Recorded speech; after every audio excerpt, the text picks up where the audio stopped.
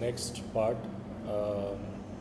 of the fourth part of list, that is nested list. Okay, I forgot to tell you this list of list is called a nested list. Okay, sorry for that. uh, that basic so what we have to basically find is the average. All right, so average sales, that are the amount that we have on average. All right, for that reason, what I have done is I've made a small change.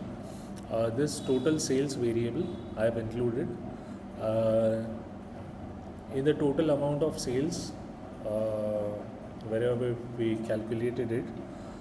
This was pasted over here. Okay, this entire thing was pasted over here. I simply assigned it to a variable and then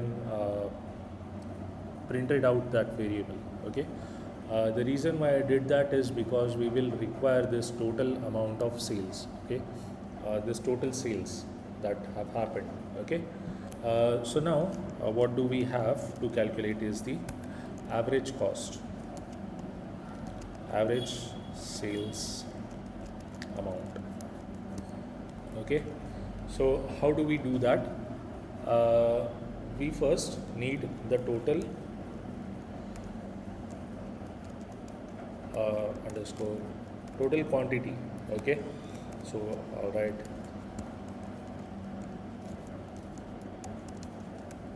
okay,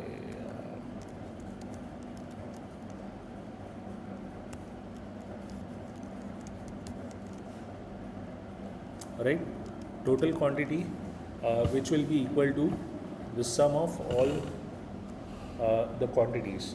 Okay, so if I print out, write down 3 space,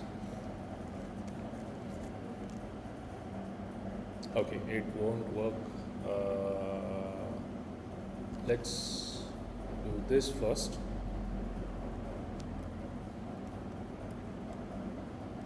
So basically what we want, I guess I have already shown this to you. You know the structure, right?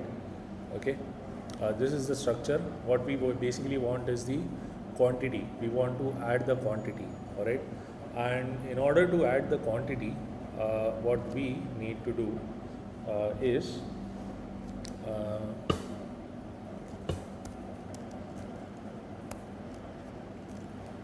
this total quantity will be sale of the index is 1. Okay, sale of 1 in, sorry, for sale in, all right, data. All right, so for each element sale in data, I want sale of 1. All right, and that I will be adding that and storing it into a list as we do always. Okay, so now we have the list which has all the quantities. All right, and then what do we do with all the quantities? We simply add them up. All right, to get the quantity. So here comes the generic function sum. All right, so sum of this. All right, and this basically is our total quantity. Okay, so total quantity is the sum of all the values of the quantities in the data. All right, so that is how we get the total quantity. Now that we have the total quantity, this is not new to us. We have done this with for loop before as well over here. Okay, the new thing that we will be learning over here is modifying the if else statement.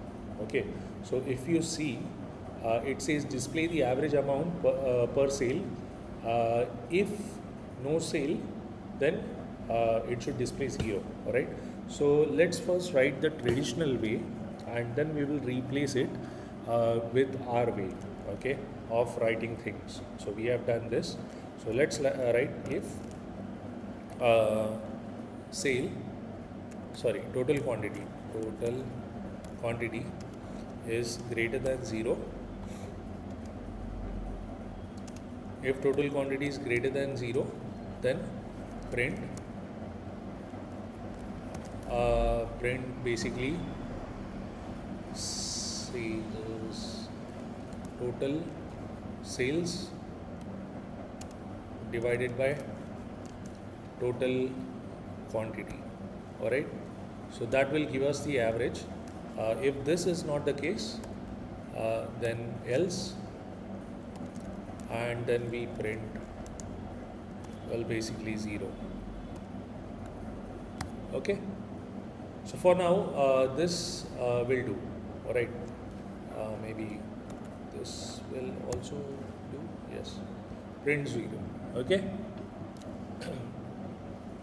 So now how do we replace this? The same as we did for the for statement. Okay, so this if statement will be executed, alright, if it is true. So basically print, we will remove this print for now, alright, because it might give us an error. Alright, here total sales, okay, total sales by quantity, just calculate this if total quantity is greater than 0, alright, else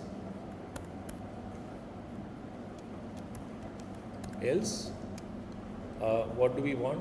We simply want 0.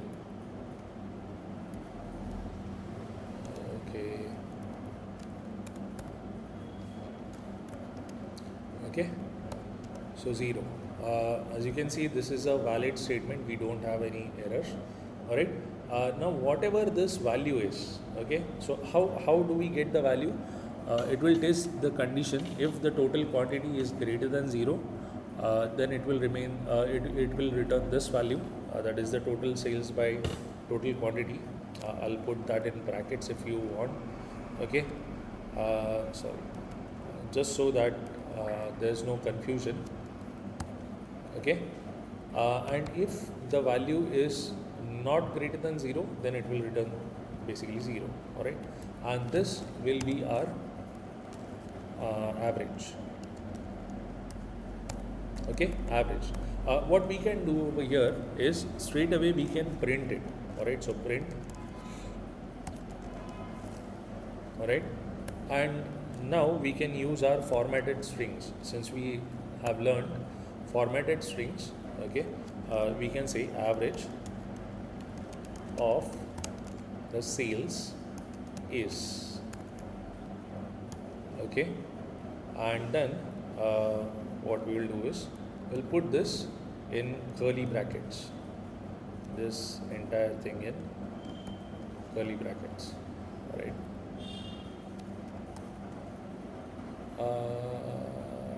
what did happen? Okay, I have to close this. All right,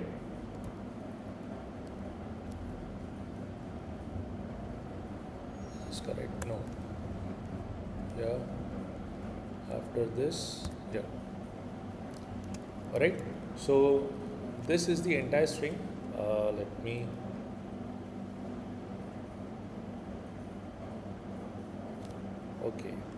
let me sort it out first. See, how do we sort it out first?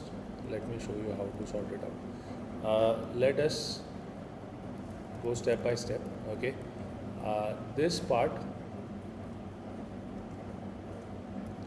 is something that I want separately. Okay, so there should be no errors in this. Okay, after I have this, I did forgot F. All right, F. All right, so now what do I have? I have a formatted string, right? We learned it over here, right? And now what I can do is I can replace in the inside with variable. Okay, so from now on, whenever I am basically displaying a formatted string, I'll first print out the statement and then replace the value. Okay, because it gets confusing if you do not basically end the quotations properly, which is what happened with me. Okay, so once we are done with this, we'll simply run this. Okay, let's run this and see what has happened, what we get. Okay, so command S and run this. Alright, number of products 2, name A, quantity 23, 32, name B, quantity 3, 4. So the total amount of sales is 4748, and highest selling product is A, and the average is this. Okay, now if you want to basically verify, just divide whatever you get, okay, this number by 23 plus 3, that is 26, and this is the number that you should get. Okay, after doing this, let's move on to the last part, which says show all details of a specific product. Okay, now to get us details of specific product, we basically have to have that product first of all, right? So what is the product that we want to search? So details.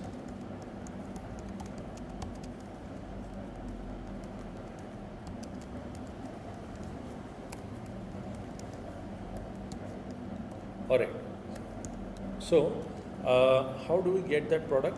Basically we just write a variable n for name, which will get the input, enter the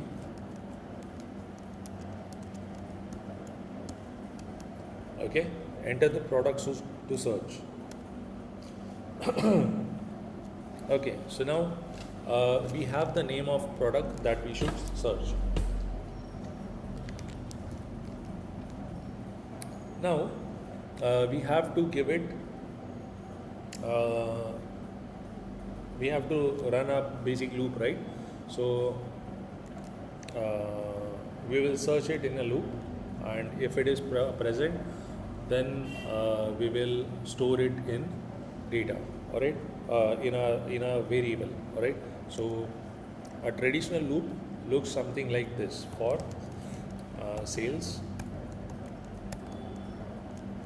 sale in data, all right. What do I do if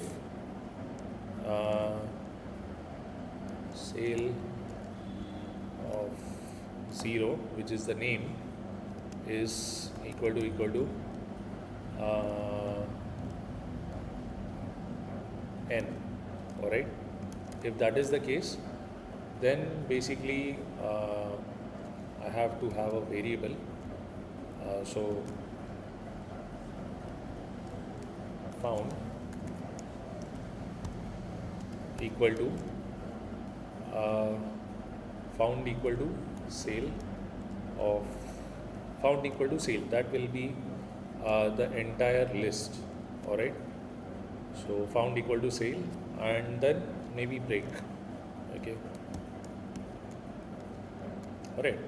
And if that is not the case, then at the end, all right, at the end of everything, what should happen is we should have a else statement, that is it was not found. Okay, so basically at the end, so for loop has else statement as well. Okay, in Python, for loop has an end statement. Okay, but that will only run if the inner for loop was had a break condition. Alright. So if at all it is the case where it found the product, then it will break the for loop and it will not work. Okay, that is the end, else will not execute. If that was not the case, then else will execute and will have a print statement saying not found. Okay. Now, of course, if it is found, then we have to print the values. Okay, so print say it will be a formatted string this time. Okay, and the name colon, I'll have 2 over here, then I'll have amount, sorry, quantity first.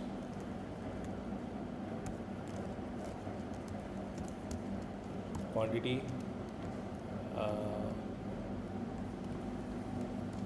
it's as this, and then the amount.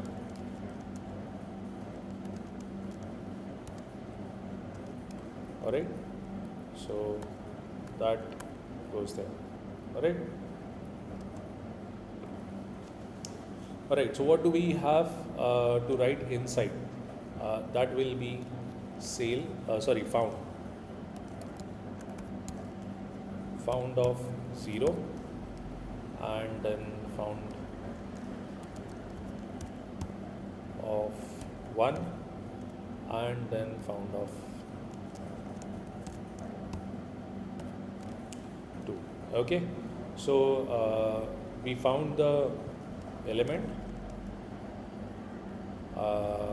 and details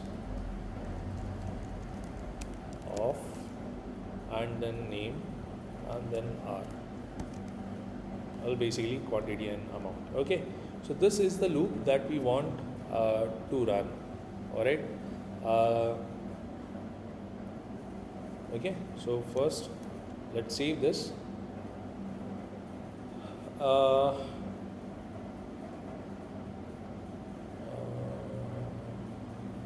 Yes. Okay. Let's save this. Run this and see if it works. Wait. I wanted to show you. What I wanted to show you is that we will be reducing this one, alright, and that will be so that it can accommodate multiple instances, and then again we can also have our not found statement. Okay, so how do we do that? Basically in the for statement that we have seen written so far is like this, right? Sale for sale in data, right? And instead of if we want to pass the conditions, we can simply write the conditions in front of it. Okay, if say sale of 0 which is the name is equal to n, alright, and this will become a list now. Alright, so if you see, I have no errors, right? Now I don't need this condition. I have already found this particular list of lists, okay, because sale itself is a list, and this will be a nested list. Okay, and now the found variable, okay, what I can do is I can cut this from here, I can paste it over here, and I can make it equal to whatever it is that I have. Alright, now I only need the last one, so what I'll do is I'll write the entire thing again. Alright, the entire print state loop again. Okay, so now this found I don't need to define it beforehand, basically what we'll see is if the empty is list is empty first. So if found is equal to empty, then we will simply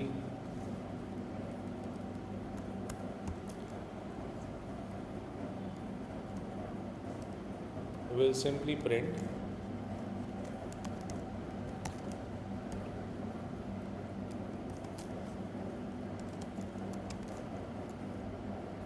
not in list.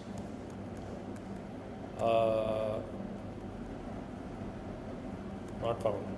Okay. Alright. Else what we'll do is we'll run a loop for it. Else we will run a loop. So for f in found how many ever lists the items are, will simply print those items. Okay, so let us run this loop and check if it runs. All right, let's do that. So run to name